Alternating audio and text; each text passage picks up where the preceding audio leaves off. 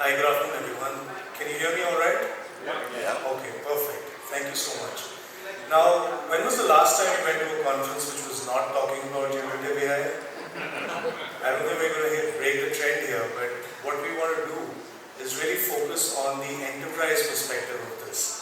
There are a lot of conversations, there are use cases, but is the rubber really meeting the road at this point of time? I think that's the focus of our research. And we do want to give a few insights that have already come in. But more than that, I think we just want this to be a conversation starter. We do a lot of research around generative AI, around AI as a whole. And at the end of this, hopefully, we'll have some conversations, we'll have some follow-up discussions as well on how enterprises can actually implement some of these Gen AI use cases, more than just talking about the benefits and the use cases and all that. So, is it important? Absolutely. I think every single conversation we have around generative AI shows that there is a lot of interest. But what's different here is that in our studies, in our surveys across enterprises, both large and medium enterprises, what we're seeing is that they're looking at it from a strategic importance perspective.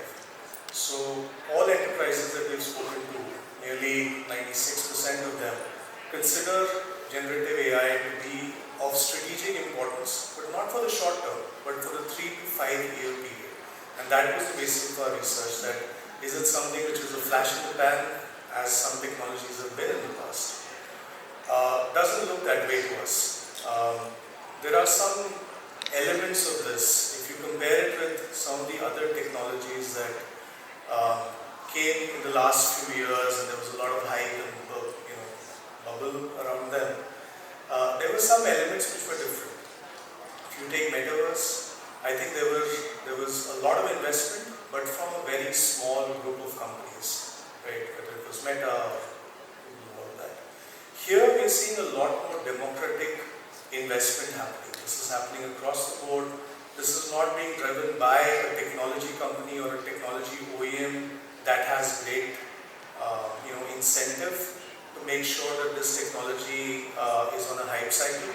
But this is coming from all elements. It is coming from enterprises, it is coming from providers, it's coming from the technology OEMs, smaller companies, startups. It's much more democratic than some of the other technology investments we've seen in the past. The other thing that we've seen, and blockchain comes to mind, 5 years ago, blockchain was the silver bullet that was going to solve world hunger, global peace, everything, right? But there were a few differences there. The regulatory environment never could catch up to the capabilities of the technology. It was always playing catch up across different geographies. Here, what we are seeing for generative AI is there is a lot more interest and focus from governments and policies as well.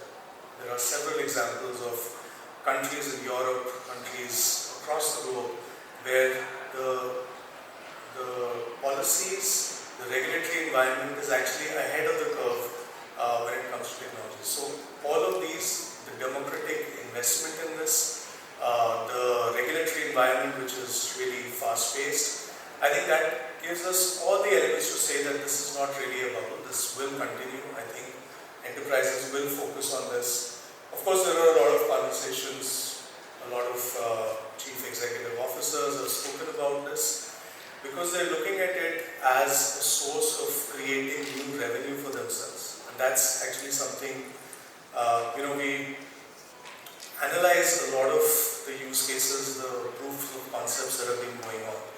And 2003 for generative AI has been the year of pilots and proof of concepts, as everyone in this room I'm sure is aware of, right? But if you really filter those initiatives down, you can broadly put them into two categories. One is the productivity and efficiency projects, where you're trying to redefine some of your business processes to optimize the effort that goes into it. These are the ones that really took off in 2023 because the business case was easy to make. It was easy to say, okay, we'll insane amount of productivity improvement with generative AI, and that got a lot of funding behind it.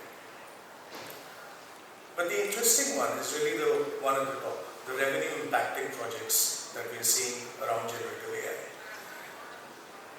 A lot of the decision making around generative AI is not happening with the technology teams. It is happening in the boards, it is happening with the chief executive officers, it's happening with the chief operating officers. And what they're looking for and what they're seeing from the market is that this is not just a productivity play. This is fundamental to keeping my enterprise running.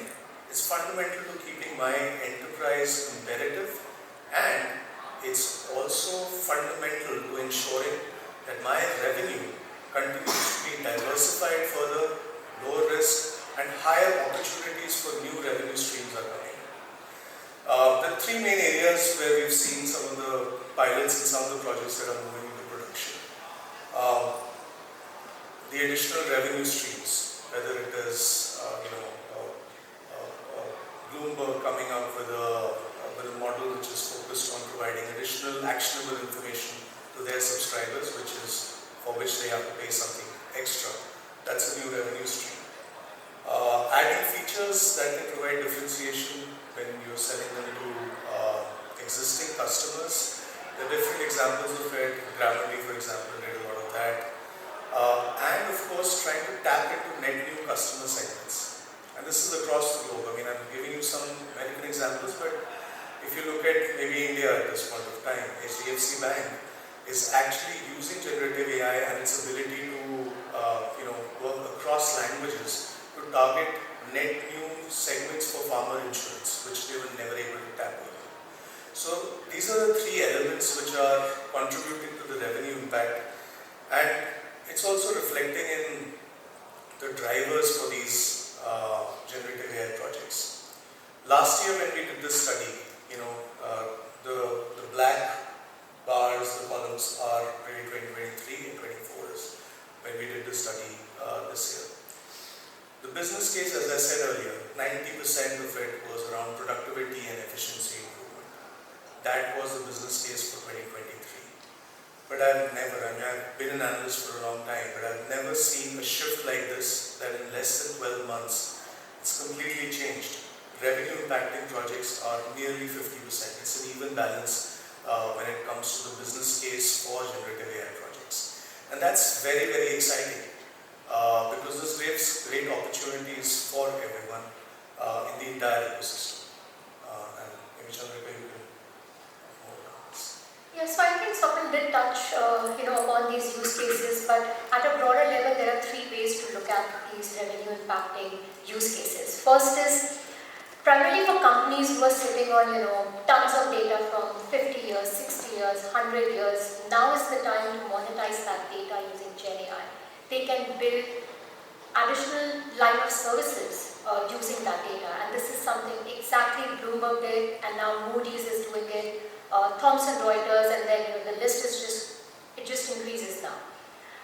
Secondly, then there are opportunities to launch new product features as a service, which primarily you would notice a lot of high-tech companies getting into. Grammarly did that. Similarly, Adobe, I think for a considerable period of time, they gave their Firefly product, which is a Gen AI-based tool to create new visuals, virtual effects, images, and so on. They gave it away for free, right? And back in November, they started charging premium for it. So there was a lot of customer stickiness to their product, and they were able to win through this model. HDFC, of course, there is plenty of opportunity to tap into newer markets, newer customer bases. For instance, farmers, the traditional Q&A methods usually didn't work with them, back in India. So what HDFC did was applied a layer of Gen AI, and now, they can just probe, they can just talk to them, in their native language. So it just makes it very easier for organizations to leverage Gen AI to create new revenue streams using Gen AI. But some of these use cases could not be, directly impacting to the revenue as of now, but it could in the future. Something like, an increase in customer engagement, something that crops Thomas Cook's, they have been witnessing 20% increase in customer engagement using generative AI in their customer experience interactions. So this could eventually have a impact on their revenue going down the line. There is no way to calculate that as of now, but enterprises are still doing it. Now, these are some of these startups that have evolved in the past 12 months, and just a few logos to be very honest. The market is growing at a very rapid pace. It's very difficult for an enterprise to even comprehend the entire GenAI tech stack or the application stack, right?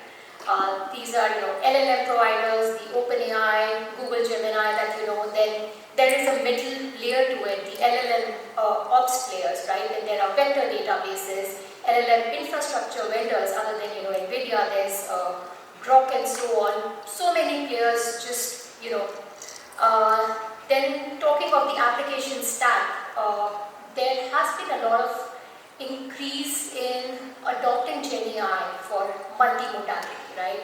Text to video, text to audio, text to text. I mean, we started with that, but now we can just generate audio using a text-based prompt from generative AI. So this market is also becoming very complex, and there are domain-specific solutions dedicatedly for code generation, sales, you name it, and Microsoft Copilot has that covered. Then there are industry-specific nuances that are coming in. So there are players erupting in this market who are just building GenAI platforms and solutions dedicated to a particular industry. So while enterprises are having a hard time, navigating the complexity of this entire LLM market, they're increasingly partnering with service providers to not only help them navigate this complexity, but also the regulatory side of it, right? The uncertainty around regulations, for instance, now we have the EU AI Act, and most countries are also trying to build a framework, somewhat similar to that. Now, all organizations do not have a dedicated, the flexibility to have a dedicated team to just monitor these regulations. So at this point of time, it becomes very important to partner with a service provider who has the capability to bake in GenAI in the enterprise environment in compliance with the regulatory nuances in the regions that they operate in. So it could be more than one. Then secondly, the LLM tech space is also evolving. Every day you would hear there is a new LLM which has been launched, or a newer version of Llama 3, Gemini 3 and so on. Newer versions are also being launched. Enterprises do not have the right skill set or the tools to understand which platform is better for their use case. This is where service providers with their sophisticated solutions such as LLM workbench, solution accelerators, they come into play where they can identify the right LLM for a very specific use case that an enterprise is trying to build. Also, when there are newer models in the market, they can replace the underlying model in an existing enterprise application with a newer performing version, absolutely free of cost. But there are also, so this is where we are as of now with respect to GenAI projects.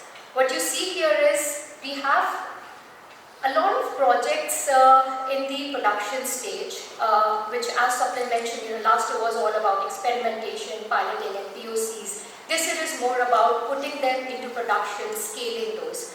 And a lot of you would agree that it's still on the higher side. How can it be like 41% of all GenAI projects are in production? It is also because enterprises have started adopting GenAI with those low-hanging areas that they look at: knowledge retrieval, using generative AI for interactions, employee interactions, customer interaction. So these are some of the use cases where the adoption is really high, and we do see a lot of projects getting into production.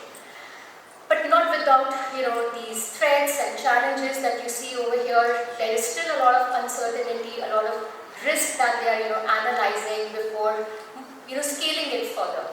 Cybersecurity, privacy threats, biases, and so on. You name it. Enterprises are worried about all these concerns. But interestingly, this is also leading to a newer market, which is arising to counter these threats. To give you a few examples, CrowdStrike, very recently they came up with a security bot which was backed by a generative AI. So this helps an organization to monitor their security posture, in real time using Gen AI capabilities. Similarly, with the rise of deepfakes, McAfee, they launched a product early this year to detect the audio deepfake, and they have been able to achieve, some accuracy around 90%. Yeah. So I think, as I mentioned, I think lots of interest from enterprises. Enterprises, we're moving away from POCs. The questions now are about scaling, and when that happens, there are a lot of decisions to be taken by enterprises. If you look at it, the most fundamental for any technology anyways is cost versus the performance that you can get out of it.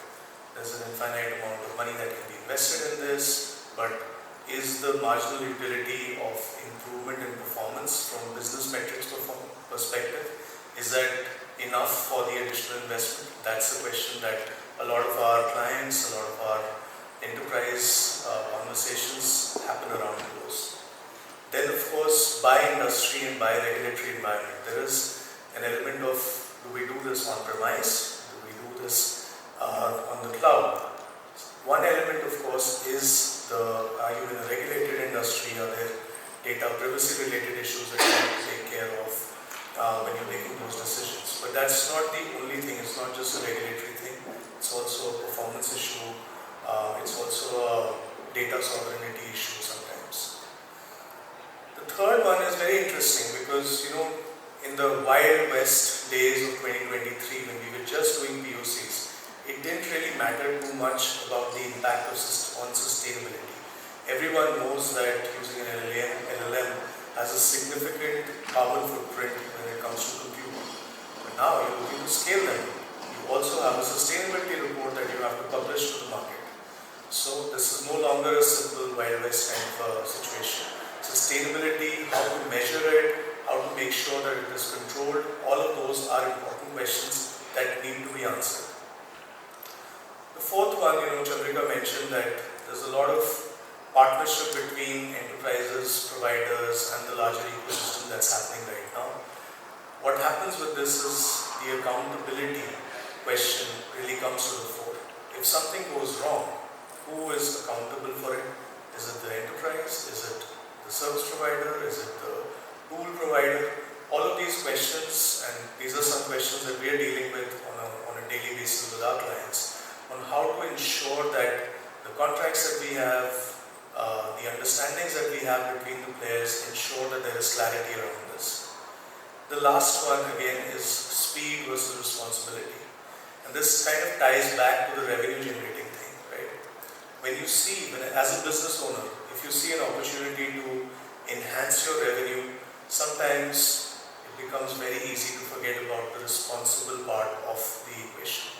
Unfortunately, or actually fortunately, there needs to be a balance between the speed of deployment of some of these projects, initiatives, and the responsible AI angle for it. The regulations are doing their bit in trying to manage this, but there's a long journey ahead of us. And all enterprises, I think these are the 5 main kind of questions that we are getting from enterprise customers who are looking at generative AI in a serious production grade manner. I know we could probably have gone on the whole day on a topic like this. I probably will if you consider the whole conference. But just wanted to leave a couple of thoughts here. We do a lot of this generative AI research from an enterprise angle, provider angle, tool sets, all of that. You will have access to it if you come to our research page, and of course feel free to drop us a line to have a conversation about what we're seeing, how we can help you, how we can get service providers, the entire ecosystem together to help the enterprises go forward. So thank you so much for your time.